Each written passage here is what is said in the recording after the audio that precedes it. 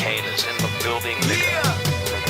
Alright, already the show goes on all night. Till the morning we dream so long. Anybody ever wonder when they would see the sun? Just remember when you come to the show goes on. Alright, already.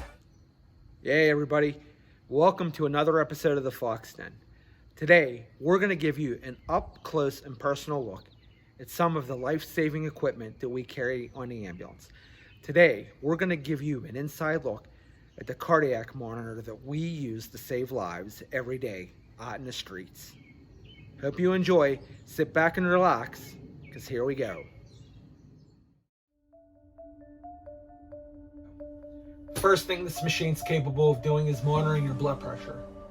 Blood pressure is the amount of pressure within your arteries while your heart is beating. This machine is also capable of performing pulse oximetry. And what that is, the amount of oxygen that is in your bloodstream. There are things that we need to be concerned about when we're monitoring blood pressure, whether it's too high or if it's too low. If it's too high, there are medications that we as paramedics can give to help lower the blood pressure. If the blood pressure is too low, again, there are medications that we can give to help bring the blood pressure up. We monitor the blood pressure constantly while we're treating a patient. In a stable patient, we're going to monitor the blood pressure every 15 minutes.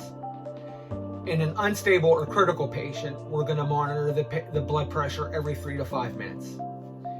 This machine is nice. Once we set how long we want the blood pressure to take, it'll do that. It's very easy. It doesn't require a lot of work. We can set it and forget it. We're going to turn it on. We're going to show you how it works. The blood pressure cuff comes in different sizes. It comes in a regular adult, large adult, infant, and child.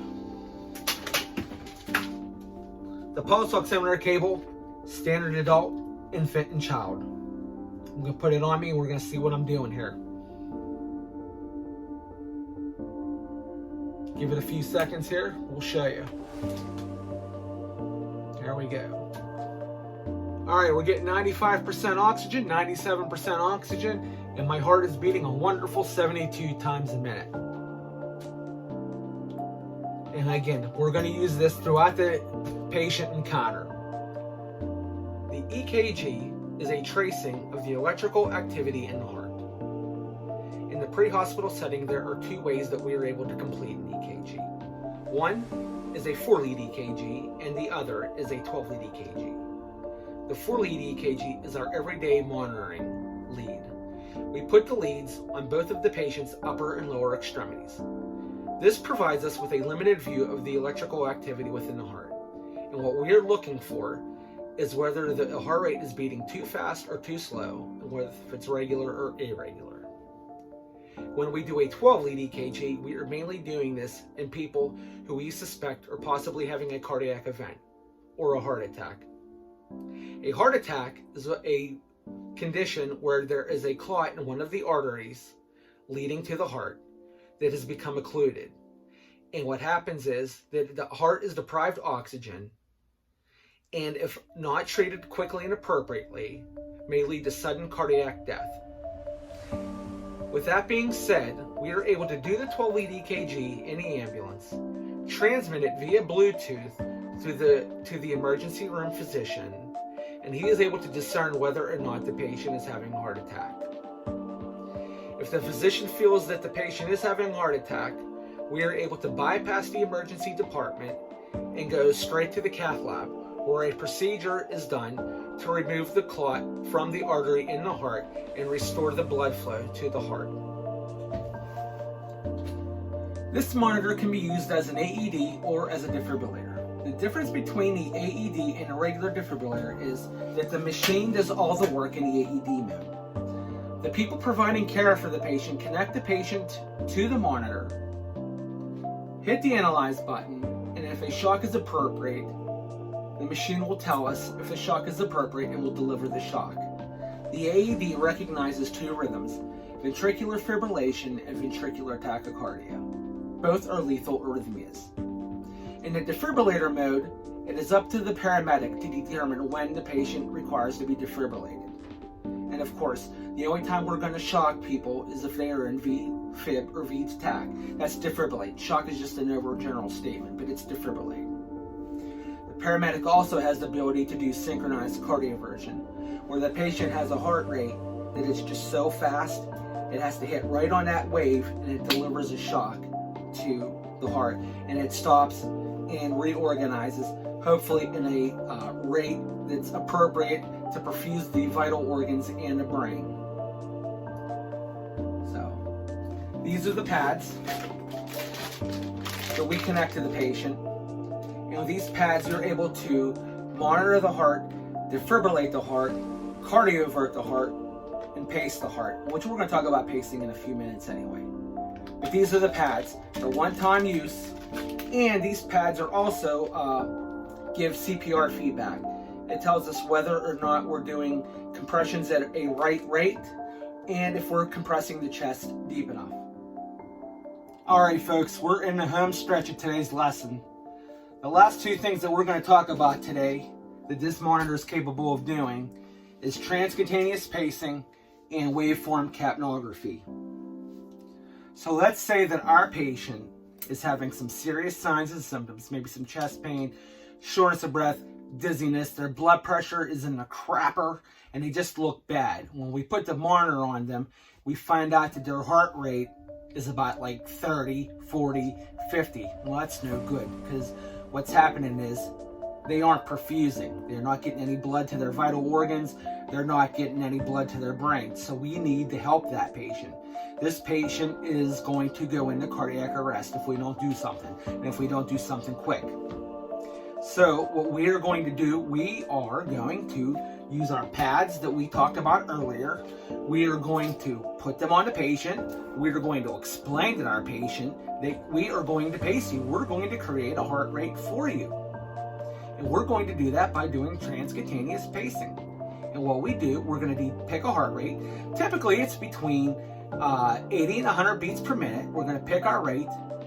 And then what we're going to do is through the pads, we are going to deliver energy through those pads. And as we increase the energy,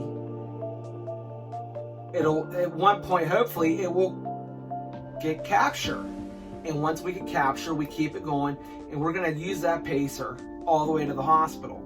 Because if we lose capture, we're going to have to get captured again. If we shut the pacer off, the patient's going to go right back to where he started from. We don't want that, so we're just going to keep the pacer on, and we're going to drive fast to the hospital. This is a true emergency. This patient, if we don't get him to the hospital soon, it's very likely that he may go into cardiac arrest on us. So that is transcutaneous pacing. The last thing that the monitor does, and is an important tool, is doing waveform capnography. And what waveform capnography is, it measures the concentration of carbon dioxide in respiratory gases. Why is this important in EMS? Well, number one, without watching the tube go directly through the vocal cords, waveform capnography helps us verify correct placement of the endotracheal tube. So if it goes into the esophagus, the endotube, the CO2 is going to be crap. And if we're ventilating the patient, okay, we're going to have good CO2. Normal CO2 levels are 35 to 45. So if we have somewhere in that range, we're doing good. And waveform capnography also helps us to continually monitor the placement of the tube. So if we, move in the patient and we notice that their waveform capnography is crap, we need to check our equipment. We need to check our patient. Another thing that waveform capnography is good for is assessing the effectiveness of ROSC, or return of spontaneous circulation, after a sudden cardiac arrest. It's a good indicator of ROSC. So waveform capnography also helps with measuring the effectiveness of our chest compressions during CPR. And finally, waveform capnography also provides us with a means of monitoring our patients' breathing efforts.